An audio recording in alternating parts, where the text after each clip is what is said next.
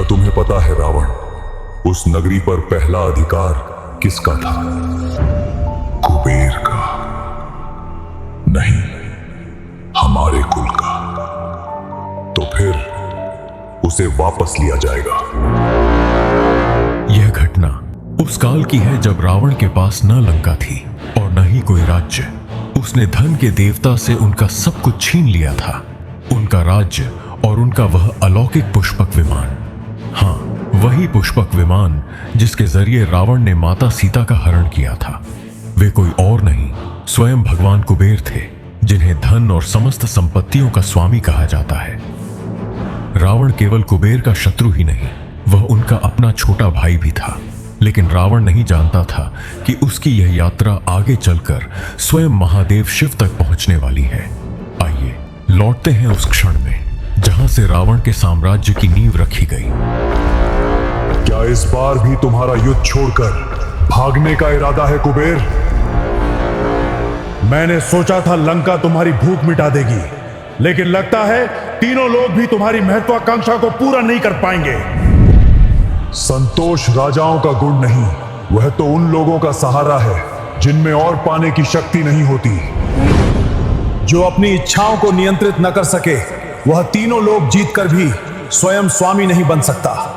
तो आज मैं तुम्हें दिखाऊंगा कि स्वामी कौन है। अगले ही क्षण राक्षस और यक्ष सेनाएं आपस में भिड़ गईं।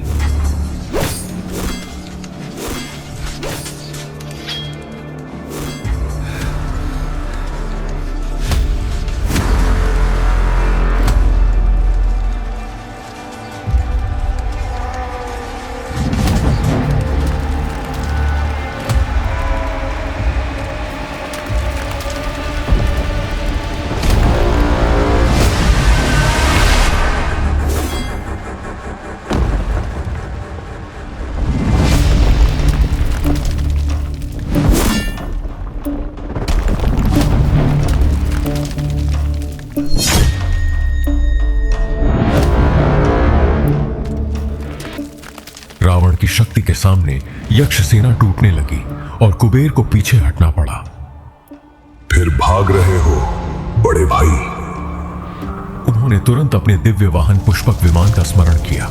कुछ ही क्षणों में स्वर्णिम विमान आकाश से उतर आया और कुबेर उस पर सवार होकर वहां से निकलने लगे। पुष्पक, यहां से शीघ्र प्रस्थान करो।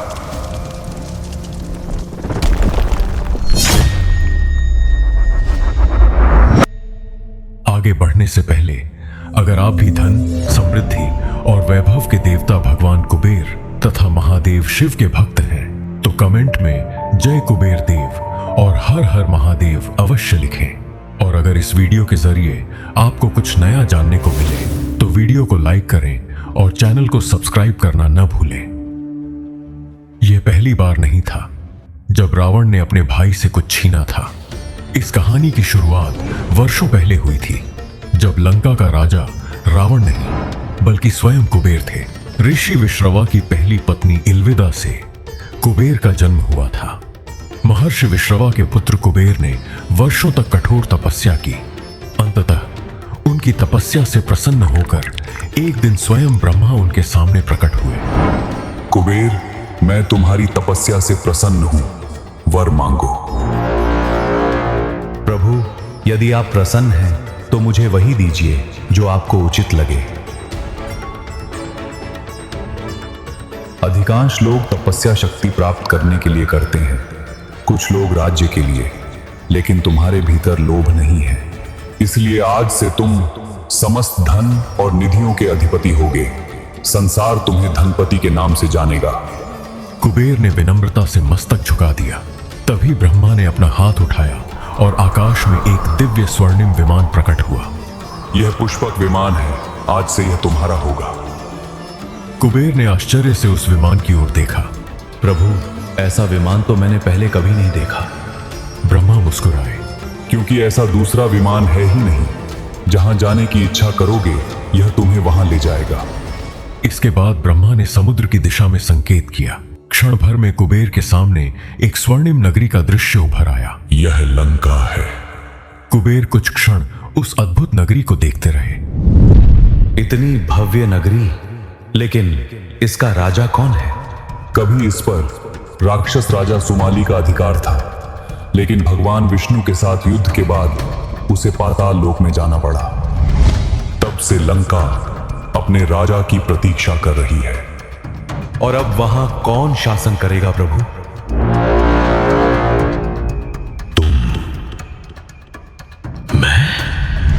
हाँ कुबेर, आज से तुम केवल धनपति ही नहीं बल्कि लंका के राजा भी हो।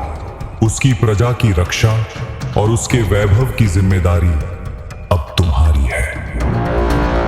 कुबेर ने श्रद्धा से अपना मस्तक झुका दिया। उन्हें क्या पता था कि एक दिन इसी लंका पर अधिकार करने के लिए उनका अपना भाई उनके विरुद्ध खड़ा होने वाला था। राक्षस राजा सुमाली अपनी खोई हुई शक्ति और लंका को वापस पाना चाहता था। उसे विश्वास था कि यदि उसकी संतानें महर्षि विश्रवा के तेज और राक्षस कुल की शक्ति दोनों को प्राप्त कर लें, तो वे एक दिन वह कर दिखाएंगी जो वह स्वयं नहीं कर सका। और इसी उद्देश्य से उसने अपनी पुत्री कैकसी को महर्षि विश्रवा के पास भेजा। कैकसी महर्षि विश्रवा के आश्रम पहुंची जब वे दारुण वेला में अग्निहोत्र कर रहे थे, जिसे अत्यंत अशुभ समय माना जाता है। विश्रवा तुरंत समझ गए कि कैकसी किस उद्देश्य से उनके पास आई है। उन्होंने कहा, तुम जानबूझकर इस अशुभ समय में मेरे पास आई हो कैकसी। क्या मैं आपको प्रिय नहीं हूं?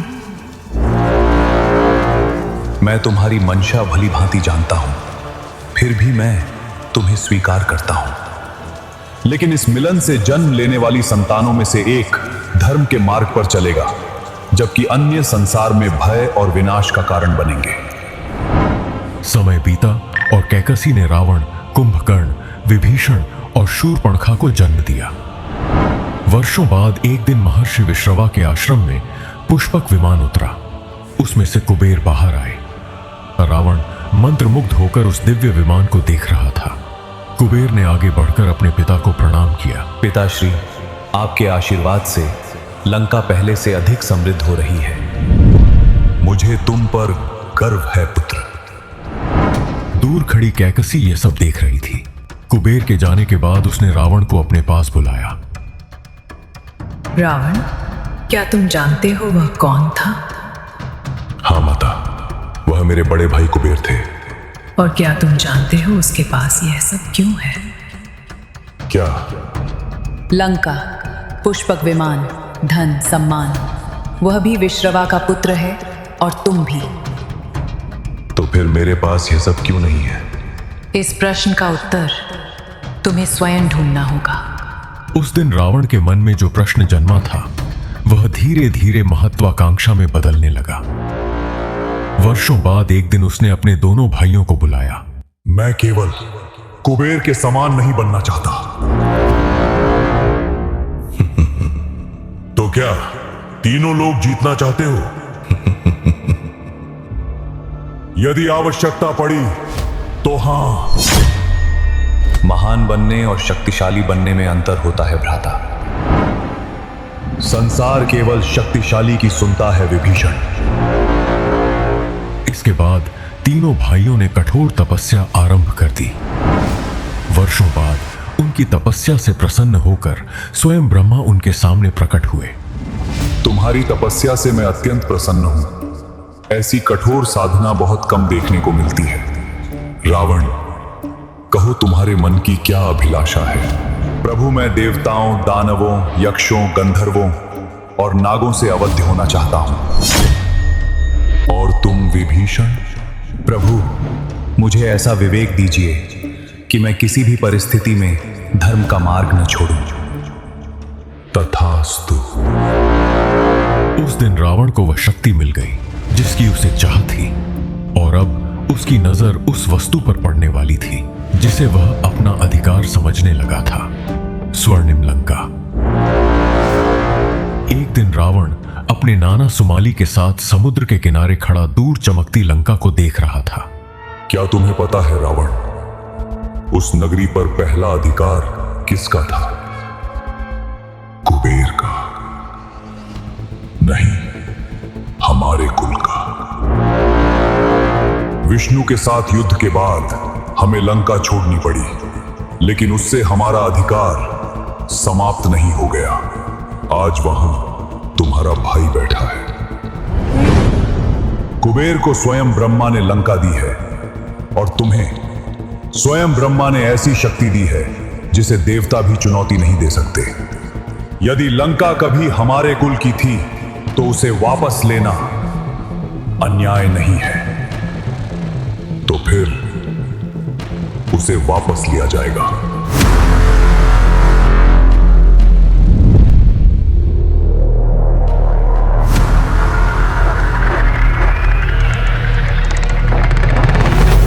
कुछ ही समय बाद राक्षस सेना लंका के द्वारों तक पहुंच गई। कुबेर स्वयं रावण के सामने आए। अभी भी समय है रावण, यह मार्ग विनाश की ओर जाता है। मैं विनाश नहीं, अपना अधिकार लेने आया हूं। अधिकार शक्ति से नहीं, धर्म और कर्म से अर्जित किया जाता है। तो फिर आज निर्णय धर्म नहीं, मेरी शक्ति करेगी। अगले ही क्षण युद्ध आरंभ हो गया। यक्ष और राक्षस सेनाएं भयंकर रूप से टकराई। स्वयं कुबेर और रावण भी युद्ध भूमि में उतर आए। कुछ समय तक दोनों भाई बराबरी से लड़ते दिखाई दिए, लेकिन धीरे धीरे ब्रह्मा के वरदानों का प्रभाव स्पष्ट होने लगा। अंततः एक भीषण वार ने कुबेर को भूमि पर गिरा दिया। रावण उनके सामने आकर खड़ा हो गया। आज से लंका मेरी है। घायल कुबेर ने अपने भाई की ओर देखा। उन्होंने केवल अपना राज्य नहीं खोया था, उन्होंने अपना भाई भी खो दिया था, लेकिन उनका पुष्पक विमान अब भी उनके पास था। उसी में सवार होकर वे लंका छोड़ गए। लंका छोड़ने के बाद कुबेर सीधे ब्रह्मा के पास पहुंचे। प्रभु, क्या अब लंका सदा के लिए रावण की हो गई? रावण ने जो शक्ति प्राप्त की है वह उसकी भक्ति का फल है। उसे रोकने का समय अभी नहीं आया है। उत्तर दिशा में कैलाश के समीप एक भव्य नगरी है, अलकापुरी। आज से वही तुम्हारा नया निवास होगी। कुछ समय बाद कुबेर अलकापुरी पहुंचे, लेकिन नई नगरी का वैभव भी उनके मन की पीड़ा को कम नहीं कर सका। एक दिन वे कैलाश की ओर निकल पड़े। वहां उनकी भेंट स्वयं महादेव से हुई। प्रभु, यदि कोई शत्रु मुझसे लंका छीनता तो शायद मुझे इतना दुख नहीं होता, लेकिन उसे छीनने वाला तुम्हारा अपना भाई था, है ना? रावण ने अपना मार्ग चुन लिया है। अब तुम्हें अपने मार्ग से विचलित नहीं होना चाहिए। और मेरा मार्ग क्या है प्रभु? वही जो पहले था, अपने लोगों की रक्षा करना। केवल तुम्हारा राज बदला है, तुम्हारा कर्तव्य नहीं। उस दिन के बाद कुबेर ने अपने जीवन को फिर से संवारना शुरू किया। समय बीतता गया और अलकापुरी यक्षों की नई राजधानी बन गई। जब एक दिन कुबेर अपनी स्वर्ण नगरी अलकापुरी को निहार रहे थे, उनके साथ उनके मंत्री और सेवक भी उपस्थित थे। मंत्रीगण, क्या तीनों लोकों में कहीं ऐसा वैभव है जो अलकापुरी की बराबरी कर सके? महाराज, इंद्र के स्वर्ग में ऐश्वर्य है, लेकिन संपत्ति वह तो केवल अलकापुरी में है। महाराज, धन स्वयं आपके चरणों में निवास करता है। तीनों लोकों में यदि धन का कोई राजा है तो वह स्वयं आप है। कुबेर के चेहरे पर संतोष की मुस्कान उभर आई। उन्होंने एक बार फिर अपनी स्वर्ण नगरी की ओर देखा, लेकिन अगले ही क्षण उनकी दृष्टि दूर क्षितिज पर खड़े कैलाश पर्वत पर जा टिकी। अजीब बात है, मैंने वर्षों तपस्या करके यह वैभव पाया है, और महादेव, न स्वर्ण, न महल, न राज सिंहासन, जिनके शरीर पर भस्म है, आभूषणों की जगह सर्प है, और सवारी के लिए केवल एक बैल। फिर भी देवता, दानव और मनुष्य सभी उन्हें देवों के देव महादेव क्यों कहते हैं? जिन महादेव के पास अपना कहने को कुछ भी नहीं, उनके सामने तीनों लोग सिर झुकाते हैं। तो शायद अब समय आ गया है कि तीनों लोग देखें कि धन का वास्तविक साम्राज्य कैसा होता है, और मेरे इस वैभव के साक्षी स्वयं महादेव को भी बनना चाहिए। और उसी क्षण कुबेर के मन में एक योजना आकार लेने लगी। उन्होंने उन्होंने अलकापुरी में एक ऐसे भव्य महाभोज का आयोजन करने का निश्चय किया जिसमें वे समस्त देवताओं के सामने अपने धन और वैभव का प्रदर्शन करना चाहते थे, खासकर स्वयं महादेव शिव के सामने। हाय गाइस, आगे बढ़ने से पहले अगर इस वीडियो से आपको कुछ नया जानने या सीखने को मिले तो वीडियो को लाइक ज़रूर कीजिएगा, कमेंट्स में फीडबैक ज़रूर दीजिए और अगर आपको ऐसी सिनेमैटिक पौराणिक कहानियाँ पसंद हैं तो चैनल को सब्सक्राइब करना मत भूलिए। अपनी इसी योजना को साकार करने के लिए कुबेर अपने पुष्पक विमान में सवार होकर स्वयं कैलाश पहुंचे। उन्होंने महादेव और माता पार्वती को प्रणाम किया। प्रभु, आने वाली अक्षय तृतीया के शुभ अवसर पर अलकापुरी में एक भव्य महाभोज का आयोजन किया गया है। देवता, गंधर्व, यक्ष और किन्नर सभी उसमें उपस्थित होंगे। यदि आप और माता पार्वती अपनी उपस्थिति से उस आयोजन को आशीर्वाद दें तो मैं स्वयं को धन्य मानूंगा। महादेव कुछ क्षणों तक कुबेर को देखते रहे। कुबेर, आने वाली अक्षय तृतीया के दिन कैलाश में भी एक महत्वपूर्ण अनुष्ठान संपन्न होना है, इसलिए उस दिन मेरा और पार्वती का अलकापुरी आ पाना संभव नहीं होगा। किंतु मेरा एक प्रतिनिधि अवश्य आएगा, मेरा पुत्र गणेश। ये तो मेरा सौभाग्य होगा महादेव। किंतु एक बात स्मरण रखना कुबेर, गणेश की भूख को कभी साधारण समझने की भूल मत करना। यदि तुम्हें अपने भंडारों पर संदेह हो तो अभी भी अपना निमंत्रण वापस ले सकते हो। महादेव, अलकापुरी के भंडारों ने कभी अभाव नहीं देखा। यदि स्वयं भूख भी अतिथि बनकर मेरे द्वार पर आ जाए तो भी वह तृप्त होकर ही लौटेगी। तो फिर ठीक है कुबेर, अक्षय तृतीया के दिन गणेश अलकापुरी अवश्य पहुंचेंगे। कुबेर ने महादेव को प्रणाम किया और कैलाश से विदा ले ली। उन्हें लगा था कि वे महादेव को अपने वैभव का साक्षी बनाने जा रहे हैं, लेकिन उन्हें यह ज्ञात नहीं था कि उनका यह महाभोज उनके वैभव का नहीं बल्कि उनके अहंकार का परीक्षण बनने वाला था। अक्षय तृतीया का शुभ दिन आ पहुंचा। अलकापुरी में आयोजित उस महाभोज में देवता, गंधर्व, यक्ष और किन्नर सभी आमंत्रित थे। स्वयं कुबेर अपने अतिथियों के स्वागत में व्यस्त थे। तभी एक सैनिक ने आकर सूचना दी, महाराज, कैलाश से भगवान गणेश पधारे हैं।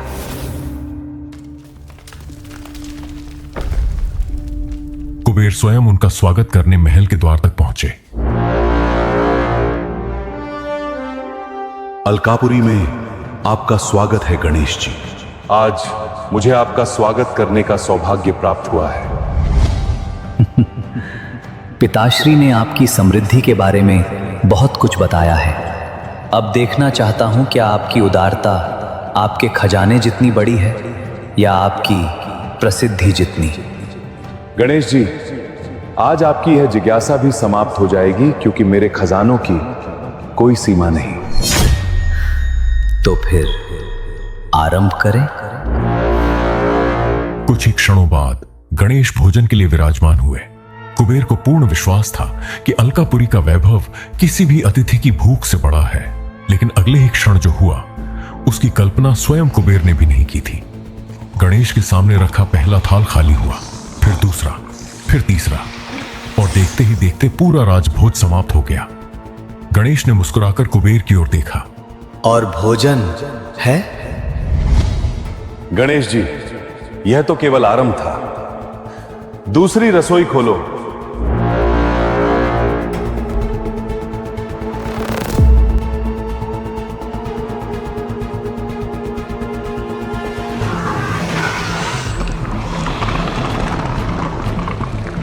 ये क्या हो रहा है?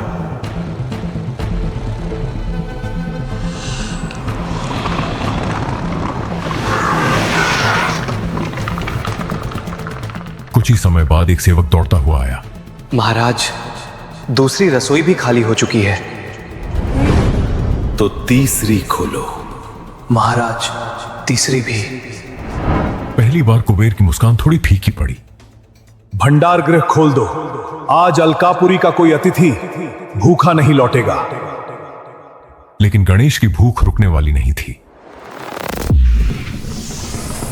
कुछ ही समय बाद मंत्रियों की आवाजें एक के बाद एक गूंजने लगीं। महाराज, उत्तर भंडार गृह खाली हो चुका है।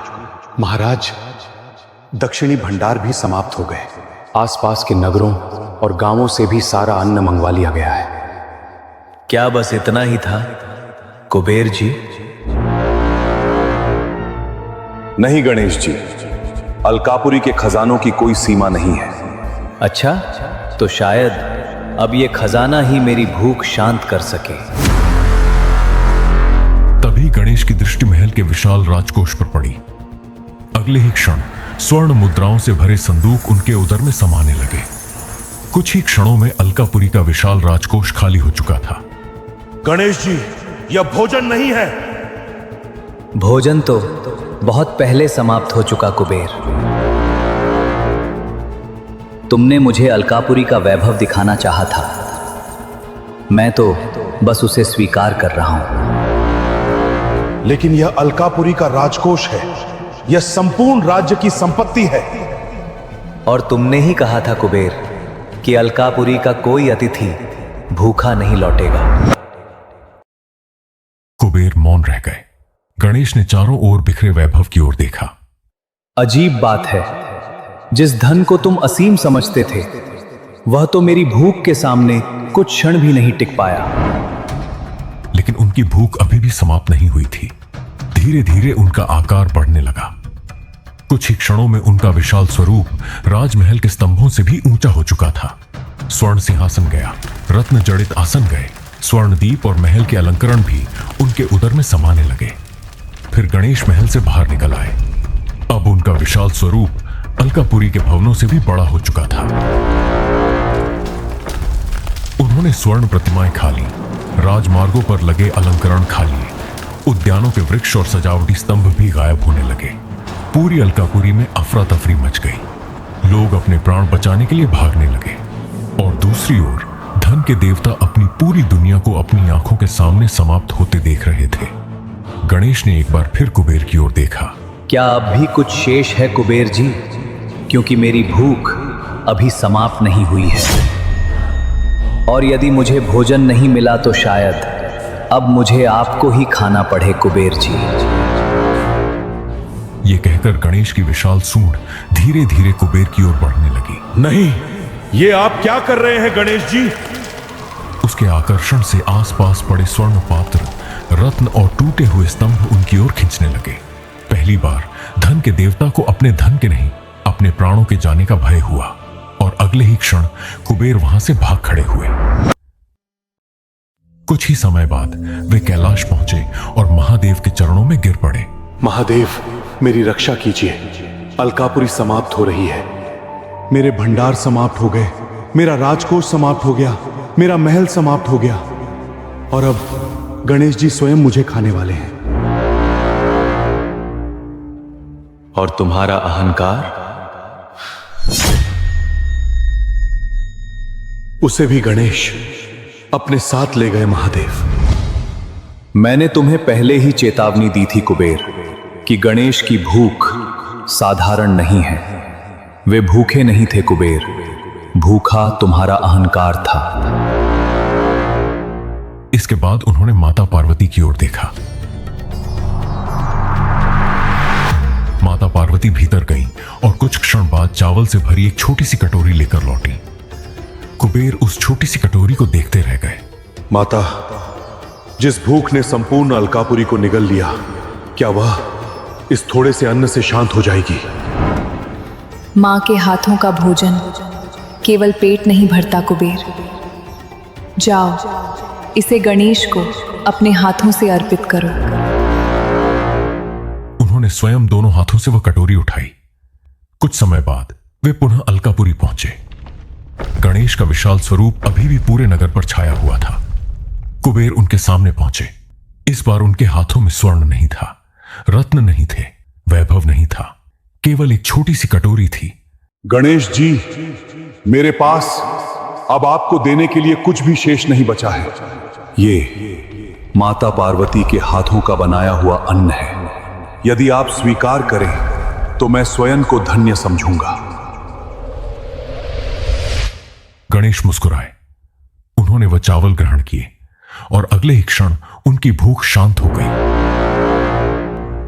उनका विशाल स्वरूप धीरे धीरे सामान्य होने लगा। कुबेर आश्चर्य से उन्हें देखते रह गए। यह कैसे संभव है? जिस भूख को संपूर्ण अलकापुरी भी संतुष्ट नहीं कर सकी, वह इस थोड़े से अन्न से कैसे शांत हो गई? क्योंकि आज पहली बार आपने मुझे दिखाने के लिए नहीं, खिलाने के लिए भोजन दिया है कुबेर जी। पहली बार आपके हाथों में दान था, प्रदर्शन नहीं। अलकापुरी का महाभोज मेरे लिए नहीं था, वह महादेव को दिखाने के लिए था। लेकिन ये अन्न, ये पहली वस्तु है जो आपने किसी को दिखाने के लिए नहीं दी। कुबेर मौन खड़े रहे। उन्होंने पहली बार समझा था कि धन से भंडार भरे जा सकते हैं, लेकिन देवताओं का हृदय नहीं। और उस दिन धन के देवता ने सीखा कि संसार की सबसे बड़ी संपत्ति धन नहीं, विनम्रता है। लेकिन रावण की महत्वाकांक्षा अभी समाप्त नहीं हुई थी। लंका जीतने के बाद रावण ने अनेक राज्यों को अपने अधीन कर लिया, लेकिन वर्षों बाद भी उसकी एक इच्छा अधूरी थी, पुष्पक विमान, ब्रह्मा का वह दिव्य उपहार जो अब भी कुबेर के पास था। और इसी इच्छा ने उसे एक बार फिर अलकापुरी के द्वार तक पहुंचा दिया। यहीं से हमारी कहानी वापस वर्तमान में लौटती है। अलकापुरी के ऊपर आकाश में पुष्पक विमान उड़ रहा था। उसके भीतर कुबेर और रावण आमने सामने खड़े थे। रावण, तुम लंका ले चुके हो और क्या चाहते हो? पहले लंका ली थी और आज पुष्पक भी मेरा होगा। यह पुष्पक विमान मुझे स्वयं ब्रह्मा ने दिया था। और लंका भी तुम्हें ब्रह्मा ने ही दी थी कुबेर। क्या तुम उसे बचा पाए?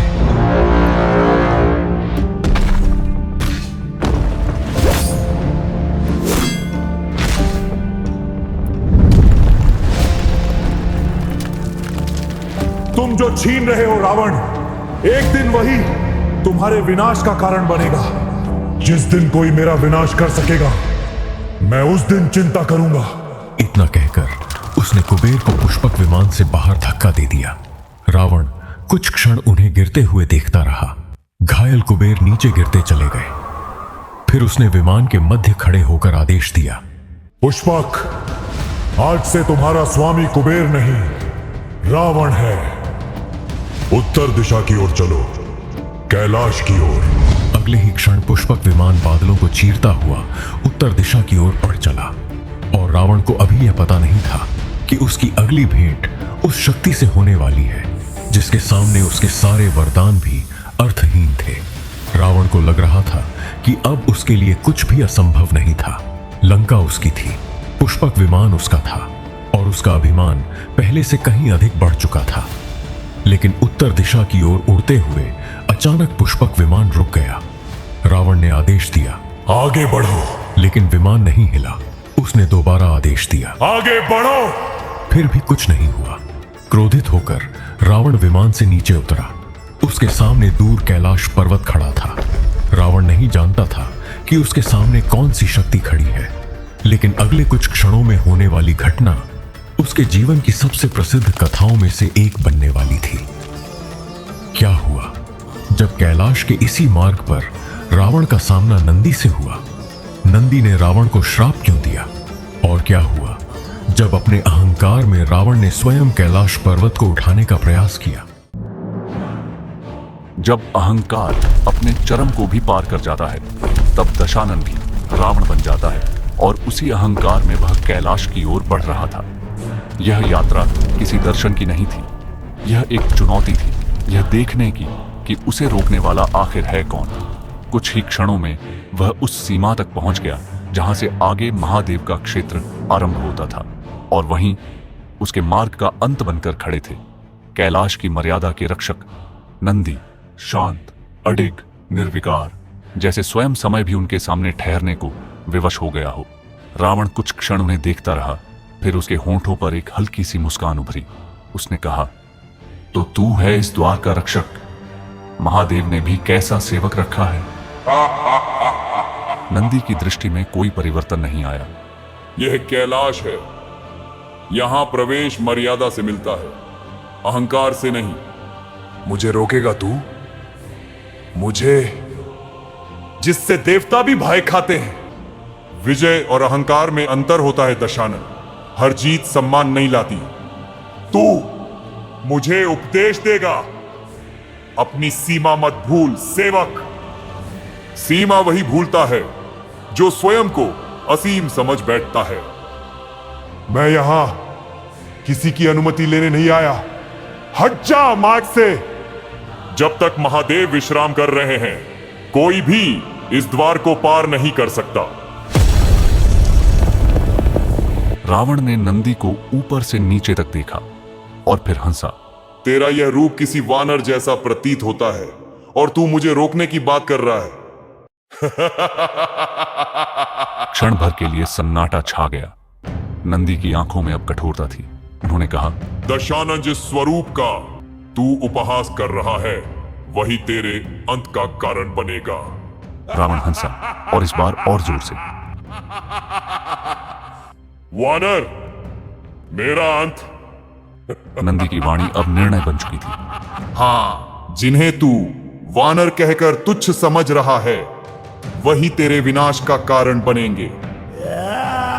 रावण की हंसी कैलाश में गूंज उठी, लेकिन नंदी अडिग खड़े रहे, क्योंकि उन्हें पता था यह अब केवल शब्द नहीं, नियति बन चुका है। नंदी के शब्दों के पीछे जो शक्ति थी, वह केवल क्रोध नहीं थी, वह उनकी तपस्या की गहराई थी। और यही वह बात थी जिसे रावण समझ नहीं पाया, क्योंकि नंदी केवल एक रक्षक नहीं थे, उनका जन्म ही एक संकल्प से हुआ था। सदियों पहले ऋषि शिलाद ने एक इच्छा की। उन्हें ऐसी संतान चाहिए थी जो मृत्यु के बंधन से परे हो। इस इच्छा के साथ उन्होंने कठोर तपस्या की। वर्षों बाद उनकी तपस्या से प्रसन्न होकर महादेव प्रकट हुए। शिलाद ने विनम्र होकर कहा, प्रभु, मुझे एक ऐसा पुत्र दीजिए जो मृत्यु से परे हो, जो आपका अंश हो। शिलाद, तुम्हें एक दिव्य पुत्र प्राप्त होगा जो मेरे अंश से उत्पन्न होगा। समय बीता और एक यज्ञ के दौरान उस तपस्या के फल स्वरूप एक तेजस्वी बालक प्रकट हुआ। वही था नंदी। नंदी बड़े होने लगे और कम आयु में ही उनमें एक अद्भुत स्थिरता और ज्ञान दिखाई देने लगा। लेकिन हर वरदान के साथ एक परीक्षा भी आती है। जब नंदी लगभग 7 वर्ष के थे, तब 2 महर्षि आशिमित्र और वरुण ऋषि शिलाद के आश्रम में आए। उन्होंने नंदी को देखा और कुछ क्षण मौन रहे। फिर उन्होंने शिलाद से कहा, यह बालक दिव्य है, लेकिन इसकी आयु बहुत अल्प है। शिलाद व्याकुल हो उठे और कहा, कितनी आयु है इसकी? केवल 8 वर्ष। यह सुनकर शिलाद के पैरों तले जमीन खिसक गई, लेकिन नंदी शांत खड़े रहे। उन्होंने अपने पिता की ओर देखा और कहा, यदि मेरा जन्म महादेव की कृपा से हुआ है, तो मेरा अंत भी उनके अधीन है। मैं मृत्यु से नहीं भागूंगा, मैं उनकी शरण में जाऊंगा। और उसी क्षण नंदी वन की ओर चले गए। उन्होंने बैठकर महादेव का ध्यान करना शुरू किया। दिन बीते, वर्ष बीते, लेकिन नंदी अविचल रहे। उनकी तपस्या इतनी गहरी थी कि अंततः महादेव को प्रकट होना पड़ा। नंदी ने उनके चरणों में सिर झुका दिया। उन्होंने कहा, प्रभु, मुझे जीवन नहीं चाहिए, मुझे केवल आपकी सेवा चाहिए। नंदी, तुमने भक्ति का वह रूप दिखाया है जो दुर्लभ है। आज से तुम मृत्यु से परे हो और सदा मेरे साथ रहोगे। तुम मेरे गणों के प्रमुख होगे, मेरे वाहन होगे और मेरे द्वार के रक्षक होगे। नंदी ने सिर झुका लिया। अब वह केवल एक भक्त नहीं थे, वे स्वयं शिव की मर्यादा के रक्षक बन चुके थे। और आज वही नंदी कैलाश के द्वार पर खड़े थे। उनकी दृष्टि स्थिर थी, जैसे जो होने वाला है वह पहले से जान चुके हों। रावण अब भी उनके सामने था, लेकिन अब उसकी हंसी में एक अधीरता थी, एक चुनौती जो उत्तर मांग रही थी। उसने नंदी को देखा और फिर कैलाश की ऊंचाइयों की ओर। वह बोला, यदि यह द्वार मुझे रोकता है, तो मैं इस पर्वत को ही हटा दूंगा। नंदी शांत रहे, क्योंकि यह शक्ति का नहीं, परिणाम का क्षण था। अगले ही क्षण रावण ने अपनी विशाल भुजाएं फैलाई और पूरे बल से कैलाश को उठाने का प्रयास किया। पर्वत कांप उठा, धरती हिलने लगी, दिशाएं डगमगाईं, जैसे सृष्टि स्वयं इस अहंकार का भार महसूस कर रही हो। फिर भी नंदी अडिग खड़े रहे। उनकी दृष्टि रावण पर थी, लेकिन उनमें कोई विचलन नहीं था, क्योंकि उन्हें पता था अब जो होगा वह तय हो चुका है। और उसी समय कैलाश के भीतर महादेव की आंखें धीरे धीरे खुली। वह इस घटना को देख रहे थे जैसे सब कुछ पहले से जानते हों। न क्रोध, न व्याकुलता, केवल एक शांत निर्णय। उन्होंने बिना किसी प्रयास के अपना चरण आगे बढ़ाया और बस अपने अंगूठे से पर्वत को दबा दिया। अगले ही क्षण सब कुछ थम गया। रावण की भुजाएं पर्वत के नीचे दब चुकी थीं। उसकी शक्ति, उसका गर्व उसी भार के नीचे स्थिर हो गया। और फिर उसकी चीख निकली, ऐसी गर्जना जिसने दिशाओं को कंपा दिया, जिसने तीनों लोकों में भय भर दिया। वह केवल पीड़ा नहीं थी, वह एक ऐसा नाद था जो अहंकार के टूटने की घोषणा कर रहा था। रावण तड़प रहा था, लेकिन उसी वेदना में उसका स्वर बदलने लगा। अब उसमें चुनौती नहीं थी, बल्कि विनम्रता थी। महादेव, मुझे क्षमा करें महादेव। और उसी अवस्था में उसने शिव तांडव स्तोत्र का उच्चारण शुरू किया। उसकी हर पंक्ति, हर शब्द पीड़ा से निकला था, लेकिन भक्ति में डूबा हुआ था। समय बीतता गया और अंततः महादेव प्रसन्न हुए। उन्होंने पर्वत का भार हटा लिया। रावण मुक्त हुआ, लेकिन अब वह पहले जैसा नहीं था। उसकी दृष्टि बदल चुकी थी। कहा जाता है उसकी वही भयानक गर्जना जिसने तीनों लोगों को हिला दिया था, उसी से वह रावण कहलाया। रावण अर्थात वह जिसकी गर्जना से तीनों लोग कंप उठे।